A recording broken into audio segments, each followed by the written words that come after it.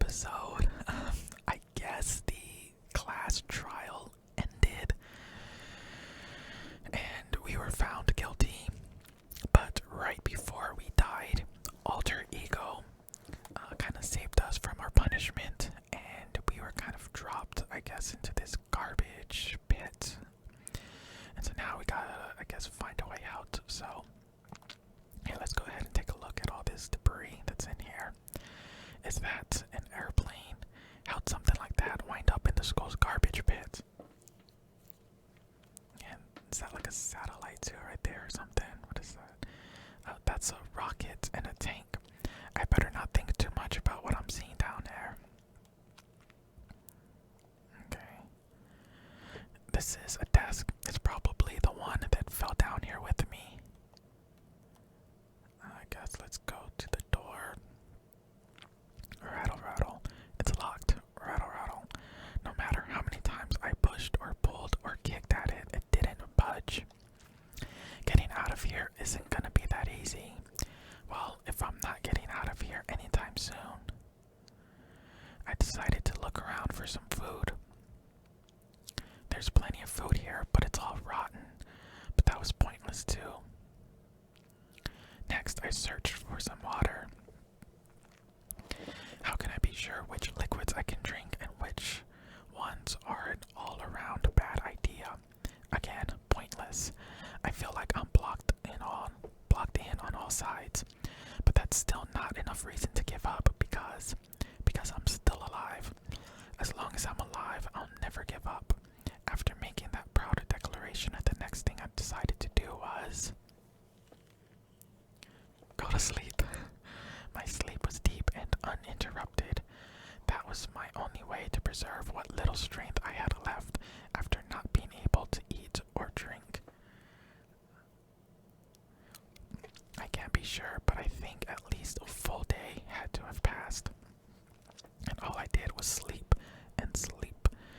It was like I was waiting for some kind of sign to come falling out of the sky. However, what fell from the sky wasn't a sign. Not exactly. A crunch. Was it like a key or something? What the? The strange sound pierced my silent isolation, jarring me awake. As I watched, the pile of garbage jostled and formed an odd shape. Did something fall down over there? Something fell from up above. What could it have been?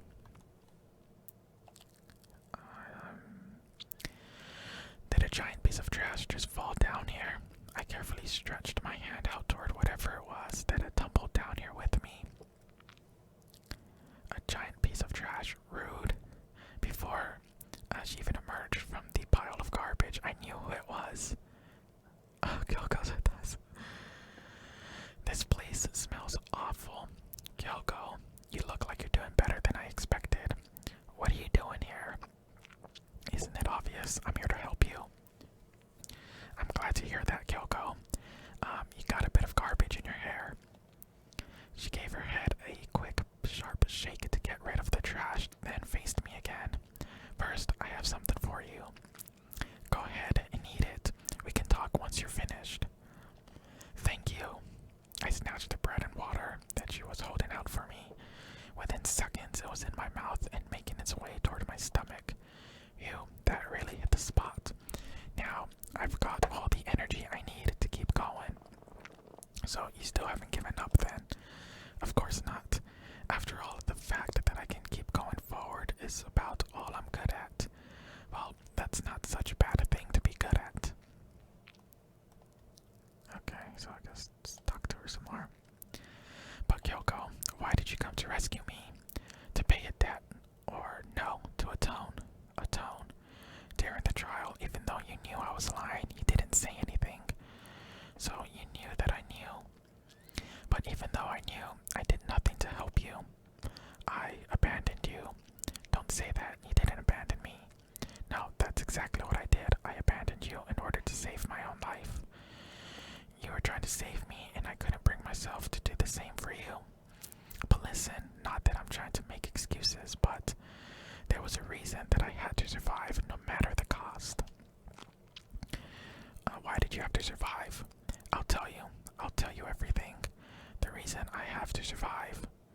is so that I can do what I came to this school to do. What? I made up my mind to come to Hope's Peak Academy for one very important reason. So you have some reason for coming to Hope's Peak? That's right, at least I did once. Once. Until recently, I've forgotten what it was. You forgot, but that's... I had no memory of what my purpose was. No memory, that's impossible. Amnesia. Then, is it really true? You lost your memory? Do you remember, Makoto? Do you remember the first thing that happened to each of us as soon as we arrived at this school? The first thing? You're talking about when we fainted, right? I fainted, and when I woke up, I was trapped here. I fainted too, and when I woke up, I noticed a strange feeling of separation within myself, a disconnect. Thinking back on it now, at that point, my memory was gone. At that time, I'd forgotten. I couldn't remember why I'd come to this school, and I couldn't remember what my ultimate ability was. But what would make you forget all that? Strange, isn't it? It's hard to imagine it happened by chance. It seems much too convenient. Are you saying you think you lost your memory because... I don't think, I'm positive it was the work of the mastermind. They stole my memory. But why would they want to do that? There's only one reason I can come up with. Because of my purpose and my ability, somehow they would interfere with the mastermind's plans. So the mastermind just stole them from you. And it could also mean somehow my memories may be connected to the mystery of this school and the mastermind, which is why I have to get them back. That's why I've been investigating things by myself this whole time. But if what you say is true, why didn't you ask the rest of us to help you? If I did that and we all worked as one, the mastermind would have noticed right away. Plus, there's always the chance that the mastermind is actually one of us. What? Well, don't make too big a deal of it. It's just a possibility. But since it is a possibility, we can't ignore it, right? The mastermind is one of us.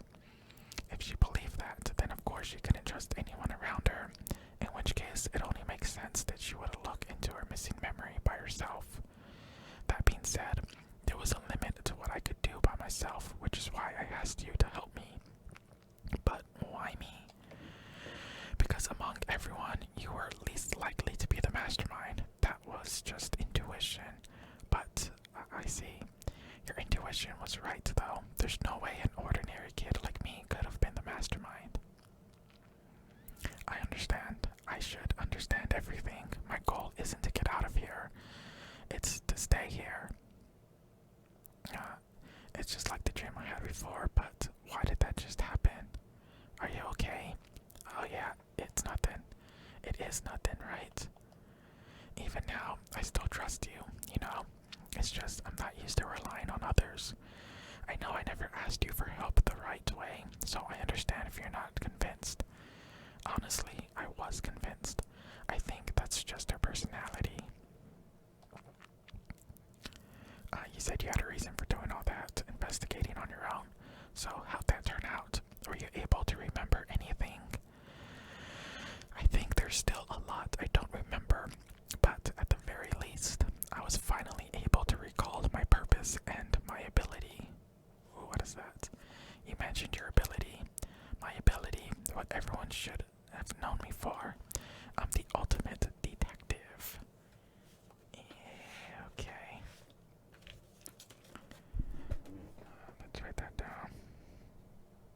Oops. Kyoko. Ultimate detective.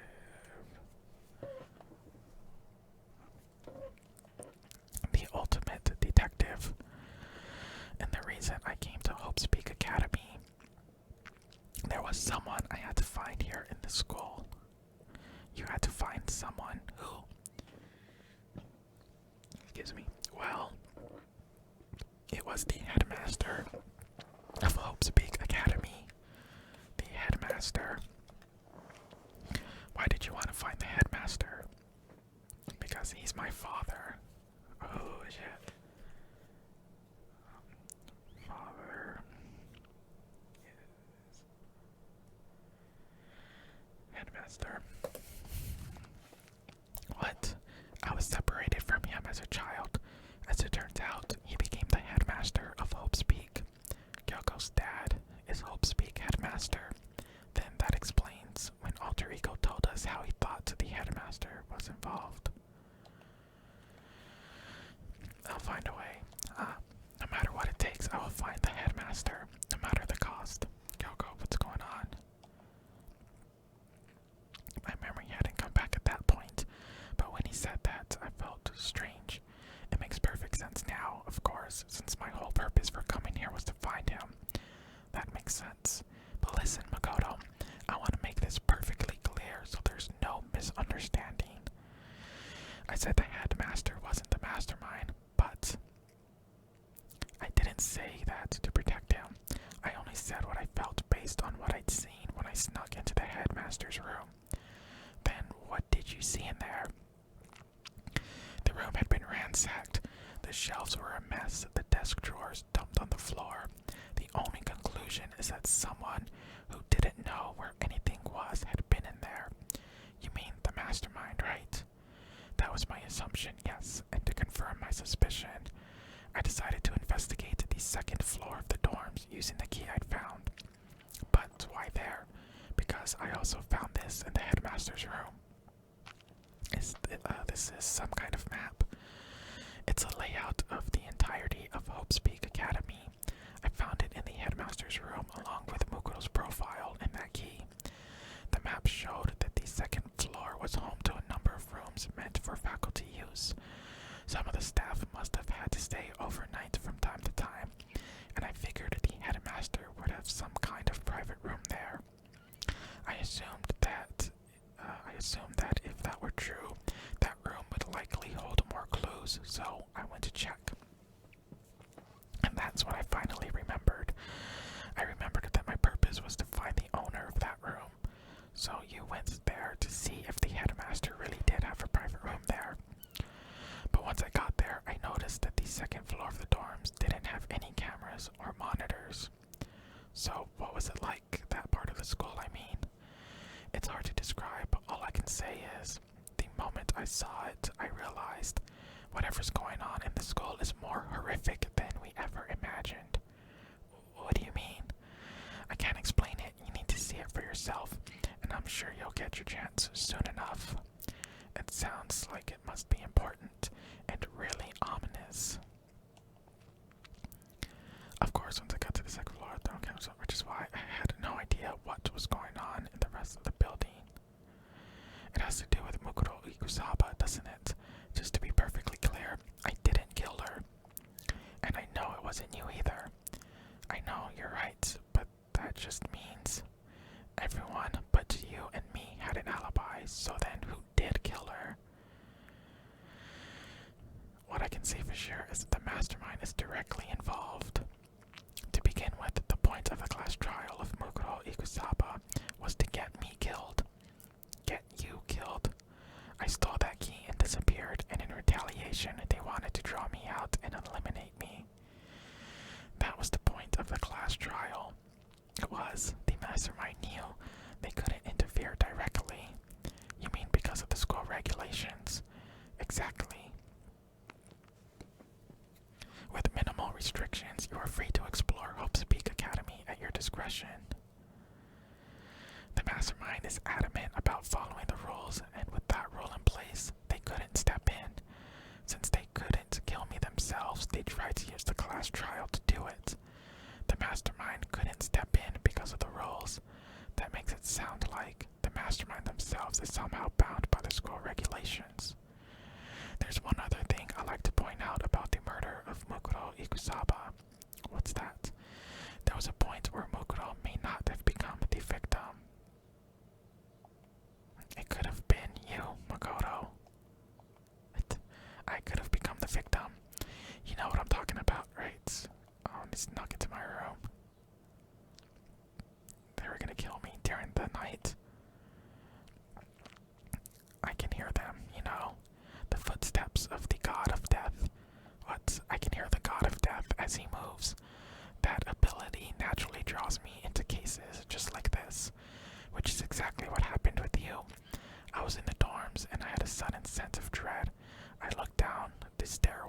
saw a white shadow cross the corridor. I gave chase right away. As I followed it, I saw the shadow go into your room. I ran into your room and saw what was happening. I intervened immediately, of course. That wasn't the end of things, of course. I stopped them, but that led to whoever the masked assailant was. They ended up dead. And their murder was disguised, and the dojo key wound up in my room. It all has to be the work of the mastermind in an attempt to use the class trial to eliminate me. So all this would mean that whoever killed Mukuro is also the mastermind, right? I don't have conclusive evidence, but that's what I think. But that's really bad if true. It means the mastermind can kill whoever they want if they feel like it. Wait, but doesn't that create another contradiction? The mastermind wanted to use the class trial to try and kill you because they couldn't interfere, right? You're right, that is a contradiction. And it's not just Mukuro. They needed the class trial to kill me, but seemed ready to kill you in your room. Everything they did is a contradiction. So what does it all mean? It means that the mastermind is the one who's been cornered. Just a little more, and I should be able to figure out the mastermind's identity. The identity of the other ultimate despair. The other ultimate despair. There's no doubt that Mukuro was the ultimate despair, and that she's dead. But I don't think the ultimate despair is just one person. It's not. If you think about it, the ultimate despair seems to implicate whoever caused that event. You're talking about what happened a year ago, the biggest, most awful, most tragic event in human history.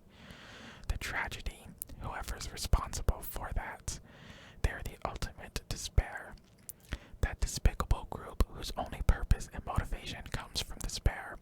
Then make no mistake, they're the root of all the evil that has forced us to go through this.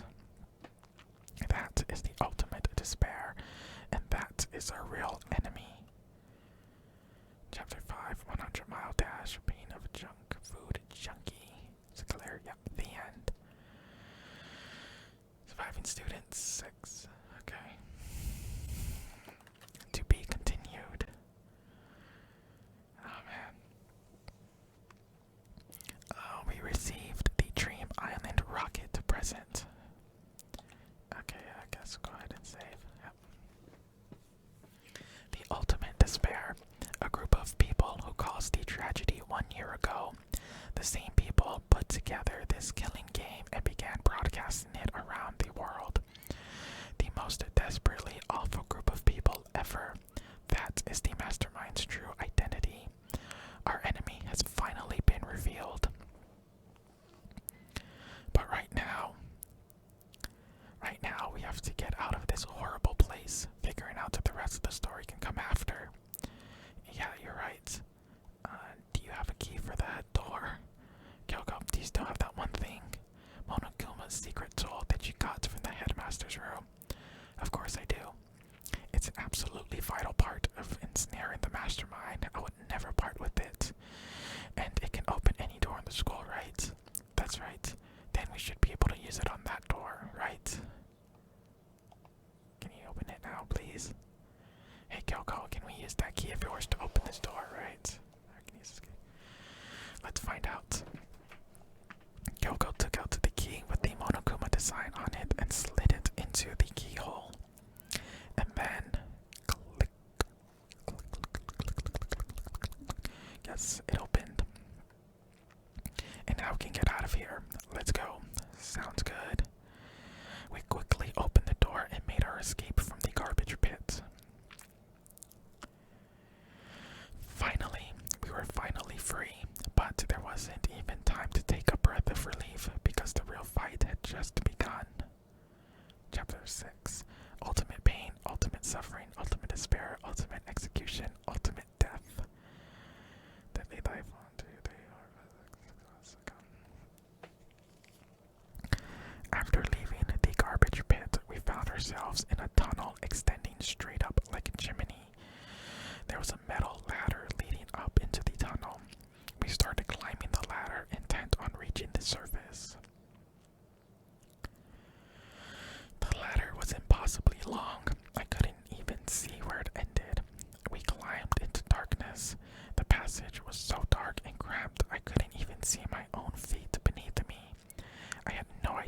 were so far down.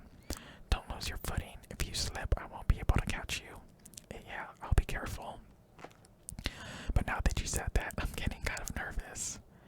Maybe talking will help keep my mind off it. So Kyoko, there's something I wanted to ask you. You said you're the ultimate detective, right? So how long have you been doing detective work? How long? Ever since I can remember. I come from a long line of detectives. Detective work is in my blood. There was a time when being a detective was considered a sacred duty. My family's always seen it that way. Then, is your family famous? Quite the opposite, actually.